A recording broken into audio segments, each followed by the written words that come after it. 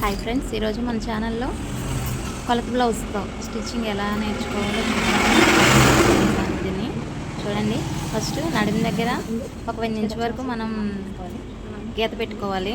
కొంచెం మార్జిన్ వదిలేసుకొని నడాన్ని సేమ్ ఎంతవరకు ఉందో అక్కడ వరకు కట్ చేసుకోవాలి. ఇప్పుడు నెక్ కూడా ఇది కూడా కట్ చేసుకోవాలి, నడుము కూడా. నెక్స్ట్ హైట్, బ్లౌజ్ యొక్క సైడ్ భాగం ఉంటుంది కదా, అది కూడా సేమ్ కట్ చేసుకోవాలి. ఇప్పుడు హైట్ కూడా చూడండి. అది బ్లౌజ్తో నేను చూసినట్టుగా ఈ కస్టమర్ అయితే నాకు కస్టమర్ది బ్లౌజ్, ఆవిడైతే కొంచెం హైట్ పెంచమని చెప్పింది, అందుకని నేను 1 ఇంచ్ పైకి పెట్టుకున్నాను. షోల్డర్ కూడా పావు తక్కువ 3 ఇంచీలు, ఆవిడ కొంచెం ఇదిగా ఉంటారు, అందుకే పావు తక్కువ 3 పెట్టుకున్నాను నేను. ఇప్పుడు ఈ మార్కింగ్స్ అన్నిటిని స్కేల్తో నీట్గా డ్రా చేయాలి.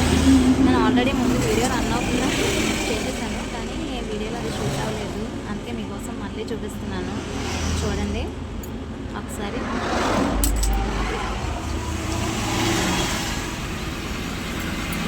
నెక్ దగ్గర కూడా మనం కొంచెం కరువు తీసుకోవాలి, ఒక పావు ఇంచు. నెక్స్ట్ చంకలో అయితే 1.5 పెట్టుకొని అక్కడి నుంచి కరువు తీసుకోవాలి. ఇప్పుడు మొత్తం మార్జిన్ మొత్తం అయిపోయాక ఇప్పుడు మనం కటింగ్ చేసుకోవాలి. కటింగ్ చేసుకునేటప్పుడు మనం డ్రా చేసుకున్న గీతకు అవతల వైపు ఉండేటట్టు చేసుకోండి. ఎందుకు కట్ చేస్తున్నాను,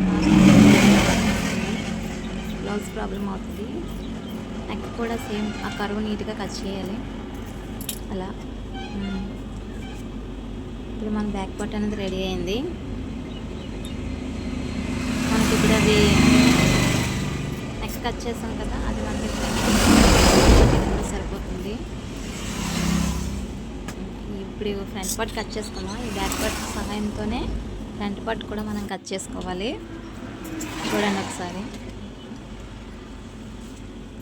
ఫ్రంట్ పార్ట్ కట్ చేద్దాం.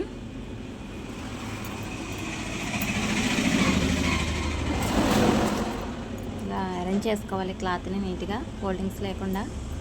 ఇప్పుడు 3 ఇంచెస్ మడత పెట్టుకోవాలి. షేప్ పెట్టెలు వస్తాయి కదా, అందుకే ఫ్రంట్ పార్ట్ తగ్గించి కట్ చేసుకోవాలి. ఇప్పుడు బ్యాక్ పార్ట్ ఎలా అయితే ఉందో సేమ్ అలాగే మడతలు అవి లేకుండా చూసుకొని దాన్ని బట్టి అలా డ్రా చేసుకోవాలి.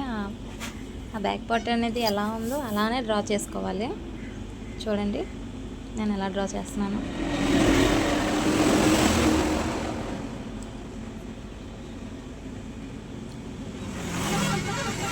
ఇప్పుడు నెక్ మన ఆది బ్లౌజ్లో ఉక్సులు పట్టి ఉంది కదా, దాన్ని బట్టి నెక్ కట్ చేసుకోవాలి. షోల్డర్ కొంచెం ఒక పావు ఇంచు కింద మన బ్లౌజ్ అరేంజ్ చేసుకొని అక్కడ నుంచి నెక్ ఎగ్జాక్ట్లీ ఎక్కడ వరకు ఉందో అక్కడ వరకు ఒక డాట్ పెట్టుకోండి. అక్కడ నుంచి 4వ ఉక్సుకి ఇంకో డాట్ పెట్టుకోండి. నెక్స్ట్ మన సైడ్స్ ఉన్నాయి కదా, ఆ సైడ్స్ కూడా షేప్ పట్టేల వరకు ఒక డాట్ పెట్టుకోండి. ఇప్పుడు మన షోల్డర్ నుంచి మెయిన్ డాట్ కొంచెం లోతుగా పట్టుకొని ఫ్యాబ్రిక్ని షోల్డర్ నుంచి మెయిన్ డాట్ వరకు ఒక డాట్ పెట్టండి. ఈ డాట్స్ అన్నిటిని కొంచెం కలుపుకోవడమే. మనం నెక్ దగ్గర మాత్రం ఒక షేప్ తీసుకొని కరువు తీసుకోవాలి. ఈ కింద కూడా షేప్ పట్టీల దగ్గర కూడా మనకు కొంచెం షేప్ రావాలి, ఆ షేప్ అనేది తిరగాలి, ఎందుకంటే మళ్ళీ మనం షేప్ పట్టీలు అరేంజ్ చేస్తాం కాబట్టి. నెక్ కూడా చూడండి, మనకి ఏ షేప్ కావాలంటే ఆ షేప్లో డ్రా చేసుకోవచ్చు. నెక్ కూడా నేనైతే కరువు తీసుకున్నాను, ఏది కావాలంటే అది పెట్టుకోండి. దీన్ని కూడా కటింగ్ చేసుకోవాలి నీట్గా.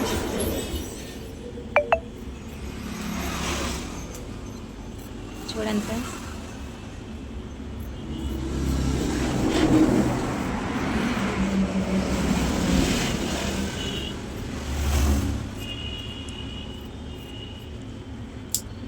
ఈ ఫ్రంట్ పార్ట్లో కొంచెం మనకి లోతు తీసుకోవాలి. చంక దగ్గర ఒక పావు ఇంచు లోపలికి తీసి దాన్ని కట్ చేయాలి.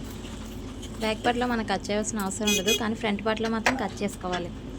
ఇలా ఈ విధంగా ఫ్రంట్ పార్ట్ కూడా రెడీ అయింది మనకి. దీన్ని కూడా పక్కన పెట్టి ఇప్పుడు హ్యాండ్స్ కట్ చేసుకుందాం.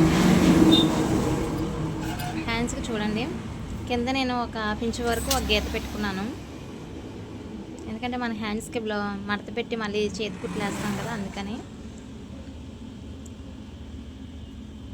మన బ్లౌజ్ని టర్న్ చేసుకోవాలి, ఆది బ్లౌజ్ని టర్న్ చేసుకొని అక్కడి నుంచి చూడండి ఎగ్జాక్ట్లీ హ్యాండ్స్ ఎక్కడ వరకు ఉన్నాయో హైటు విడ్త్ మొత్తం అన్నీ కూడా మార్క్ చేసుకోవాలి ఎగ్జాక్ట్లీ అలానే. చూడండి నేను ఎలా మార్క్ చేస్తున్నాను. నాకైతే కింద విడ్త్ సరిపోయింది, కానీ చంక దగ్గర అయితే మాత్రం ఫ్యాబ్రిక్ యాడ్ అవుతుంది, అది నేను స్టిచ్చింగ్లో యాడ్ చేసుకుంటాను. మీకు కూడా చిన్నది సరిపోకపోయినా సరే అడ్జస్ట్ చేసేద్దామని మాత్రం ఇదవ్వకండి. ఫ్యాబ్రిక్ యాడ్ చేసుకోండి. యాడ్ చేసుకుంటేనే మనకి చంక కొంచెం పట్టకుండా లూజ్గా ఉంటుంది. లేదంటే పట్టేస్తే మళ్ళీ ప్రాబ్లం అయిపోతుంది అది. ఇప్పుడు హ్యాండ్స్ని కూడా ఇలా మార్కింగ్ చేసుకొని ఇక్కడ నుంచి నీట్గా దాన్ని కూడా కట్ చేసుకోవడమే. చూడండి, హ్యాండ్స్ కూడా కటింగ్ అయిపోయినట్టే. మనకి ఇంకా మనం లోత్ తీసుకోవాలి. లోత్ కూడా స్టిచ్చింగ్లోనే దాన్ని తీసుకుందాం.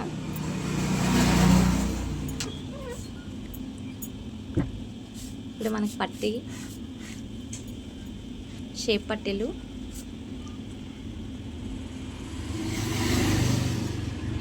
కూడా 4 మడతల మీద పెట్టాలి.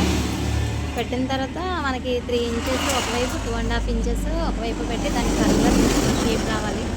షేప్ పట్టీలు షేప్ వస్తేనే మనం స్టిచ్చింగ్ చేసేటప్పుడు కూడా ఆ షేప్ అనేది మనం వస్తుంది. ఇలా ఈ విధంగా అంటే మనం తీసుకున్న వైపు కొంచెం ఎక్కువ, ఒకవైపు తక్కువ తీసుకుంటే ఆటోమేటిక్గా మనకు ఆ షేప్ అనేది వస్తుంది. ఈ విధంగా మనకు ఆ షేప్ రావాలి. నేను వీడియోలో మీకు కొంచెం క్లారిటీగా చూపించలేకపోయాను. Back part, front part and books పట్టి, తాడు పట్టి, షేప్ పట్టి అండ్ హ్యాండ్స్ ఇవన్నీ కటింగ్ అయిపోయాయి. ఇంకా మనకి కావాల్సినవి నెక్ ఫ్యాబ్రిక్ కావాలి. మనం ఫ్యాబ్రిక్లో చూసి కట్ చేసి పెట్టుకుందాం. అంతే అండి, చాలా ఈజీగా ఇంట్లోనే మనం బ్లౌజ్ రెడీ చేసుకోవచ్చు.